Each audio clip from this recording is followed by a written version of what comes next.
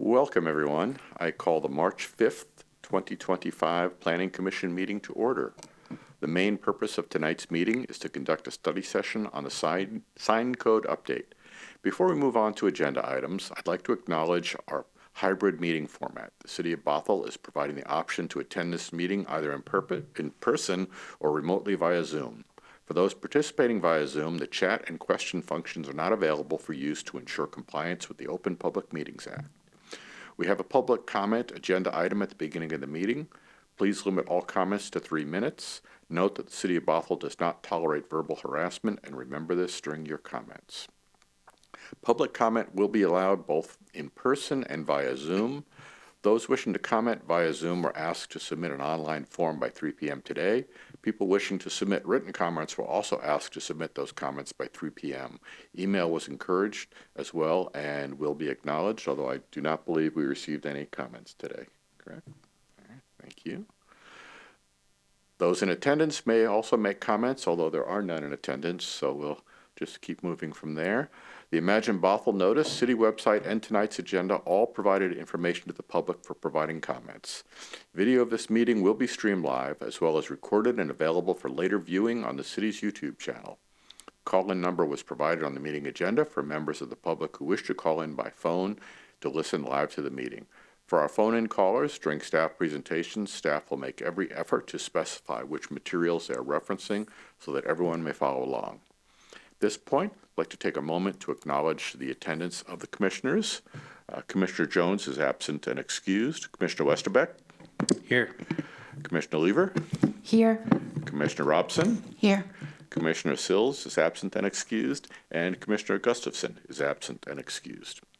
In addition, staff in attendance include Deputy Director Gates and Megan Ridney, planner. Lastly, before we begin, I'd like to reiterate some meeting guidelines for all meeting attendees. Please speak clearly and pause frequently. Please state your name each time before speaking. Please mute your microphone when not speaking. And if you are streaming the live video feed, please turn off the sound as there is delay. For commissioners, at specific breaks in the presentation, I'll be calling on members who wish to speak or ask a question. If you want to speak, please indicate this by raising your hand, and I will call on you as I see you. This will avoid the problem of having two people speaking at the same time. Identify yourself before you ask a question, make a motion, second a motion, or participate in debate, and please mute your microphone when not speaking.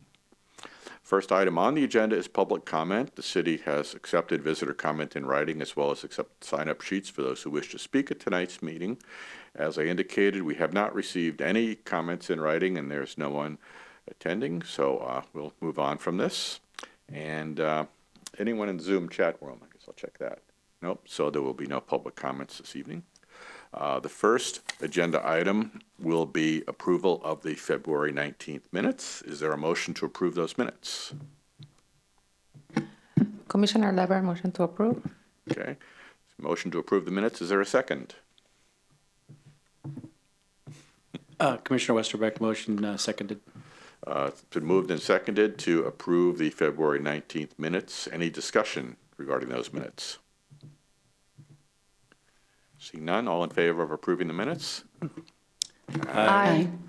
Minutes of the February 19th meeting are approved unanimously. Our next item is a sign code update, a study session, and for that, Planner Megan Rigney will lead us through the discussion, so please proceed.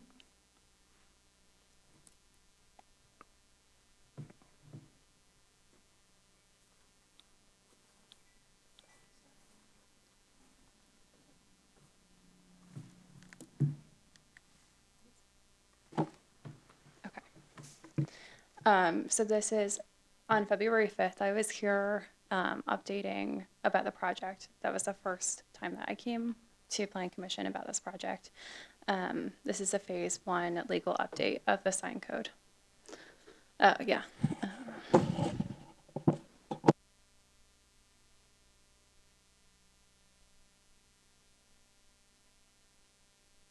Okay. Is that better? Great. Okay.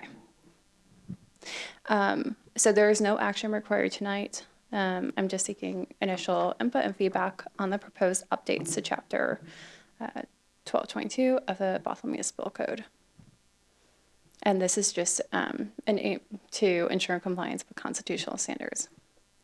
So I have one slide for each of these agenda items, but first is a purpose, then the scope of the changes, timeline, and then a discussion and questions for you all. So this is a refresher from the February 5th meeting, but there are two different phases in the sign code update. The first phase is what we are currently in, and that's to ensure compliance with Supreme Court rulings, Reed versus Town of Gilbert, the removal of content-based distinctions, and the City of Austin versus Reagan National Advertising, elimination of on-premise versus off-premise sign distinctions. And then in Q3 and Q4 of this year, we'll be doing a broader, more thorough modernization effort to update our code. Okay, so in the agenda for today, the draft updates start on page 9, and the draft findings, conclusions, recommendations document starts on page 42. So throughout the chapter, we amended to ensure content neutral standards and removal of distinctions between on-premise and off-premise. So the entire chapter was touched in this way. However, specifically, the amended sections are listed as well as some sections were deleted and combined. For example, you can see that the non-commercial sections were deleted and then combined with the commercial sections, and then we deleted the commercial off of those sections. Real estate signs and campaign signs, those sections were deleted because in order to state that that's a real estate sign or campaign sign, you have to see the content of that sign, and we're removing that to be content neutral.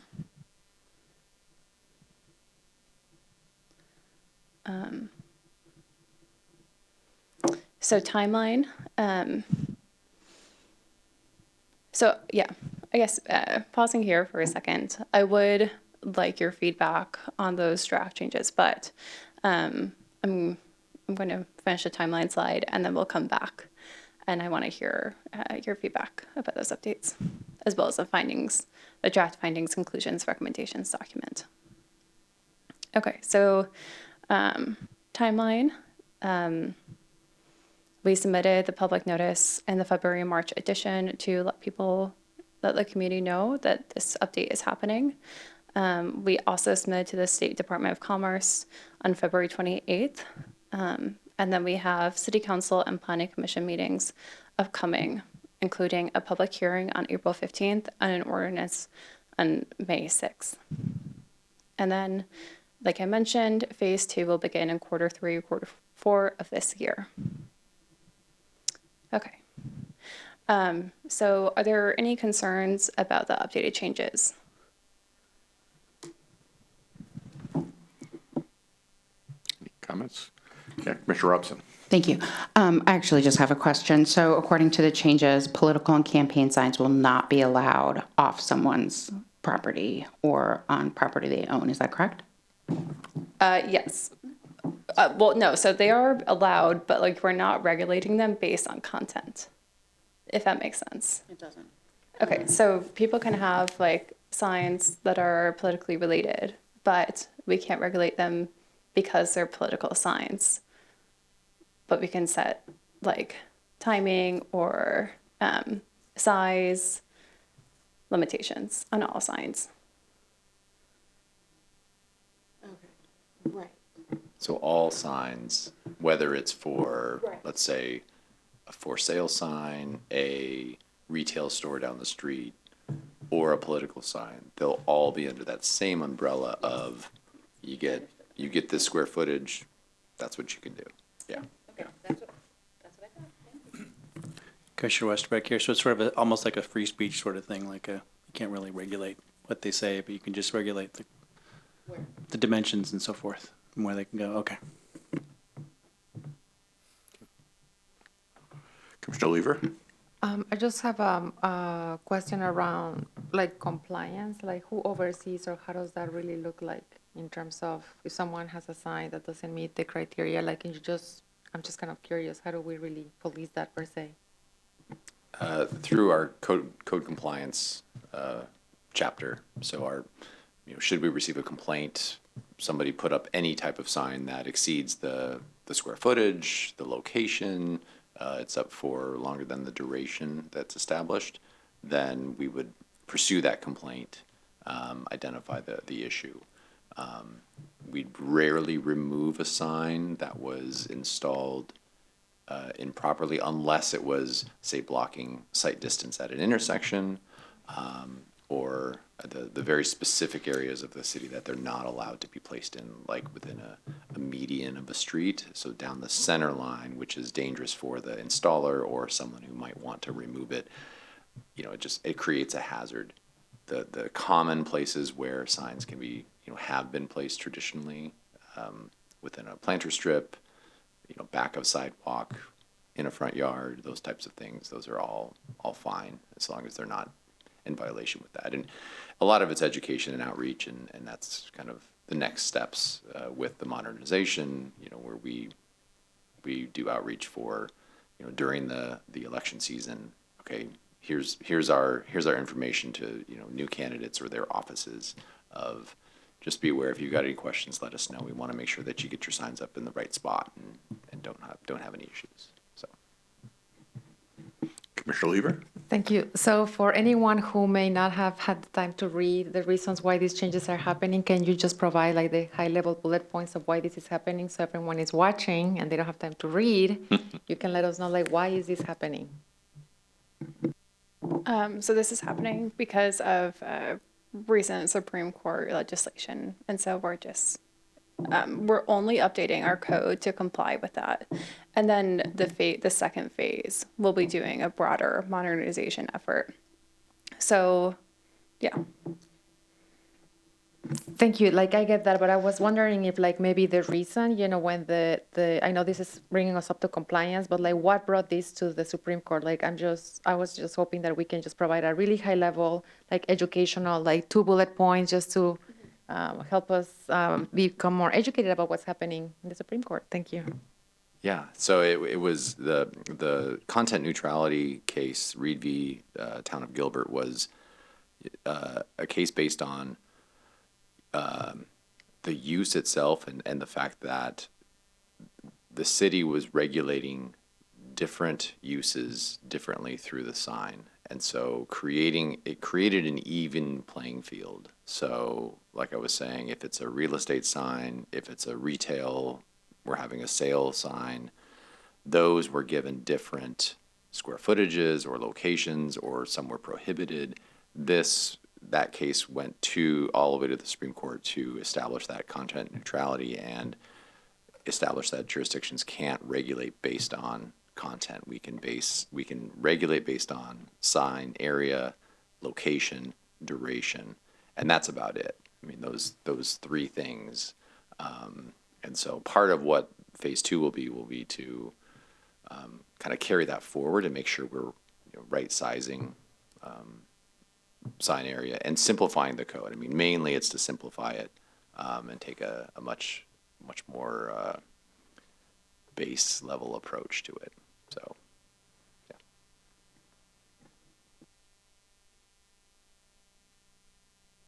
Other comments? I've got a couple of perhaps nits to pick. So you've deleted a number of sections. They're still shown in the table of contents. Should you be deleting them in the table of contents? Yeah, so the document that's in the agenda is like a redlined document, Yeah. so with strike-throughs, but they will be removed in the table of contents, as well as sections will be renamed, for example, removing Yes. commercial. Yeah. I saw one of the sections was removed, but not all of Okay. those. Yeah. One more comment on page 31, 1222-090, you retain the word commercial. And does that need to come off? 1222-090A on page 31. Temporary commercial signs located off premises. Yes. Okay. reviewed a lot of code in my day. And a more general question. I always have the concern about maintenance and mowing. You know, particularly during the summer, the city does go out and mow the shoulders, and I've more than once seen a sign chopped up by a mower. How do we manage that? How do we deal with that? Is there a way to take care of that? Either ensure that the landscaping is properly maintained, or ensure the sign isn't chopped up without having the city's employee having to get off their equipment, move the sign, and put it back. We talked to staff and Public Works, and they said that they remove a sign when necessary Okay. to ensure that they're able to do the proper maintenance work. Okay. Because many times that landscape maintenance is a safety matter. You know, at intersections, at corners, you want to be able to see and be able to trim that high grass, but you don't like chunks of signs to be scattered around from the mower either. All right. Well, thank you. Those were my comments. They also said that they notify the person if they know who it is, that the sign was removed, Oh. and they replace it. All right. So it's, yeah. Okay, thank you. Any other comments, questions? Seeing none. And just a quick question. So we inserted the draft findings, conclusions, and recommendation for you all to review tonight with the expectation to come back on the 19th to finalize that. I know in past times they have been evaluated or edited in real time.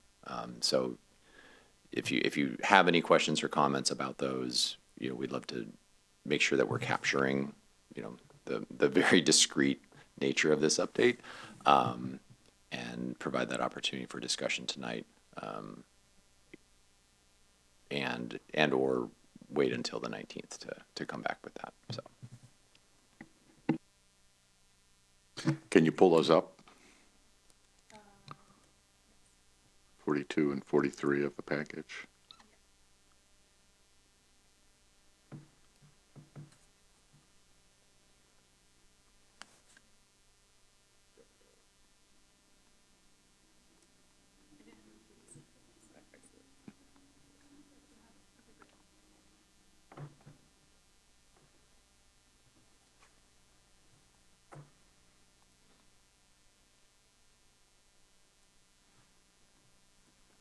So again, as we've discussed on other matters, the findings, conclusions, and recommendations are the way that the commission speaks to the council regarding the matter before us.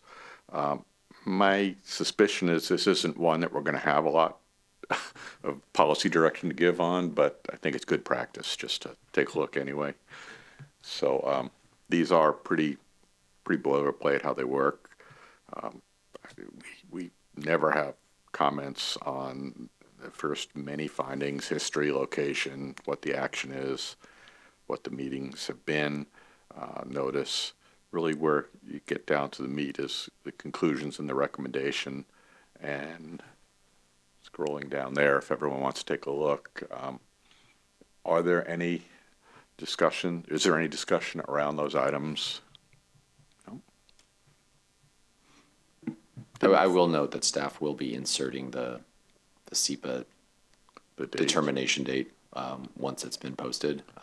Just a formality to run through with any update like this. So.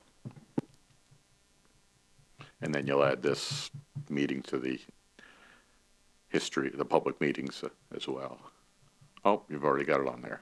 So, because you knew it was going to happen. Okay, so seeing no discussion on that, thank you. Thank you for your presentation. Yeah, thank you so much. These are important things, even when they seem pretty straightforward, so we appreciate your work on it. And thank you.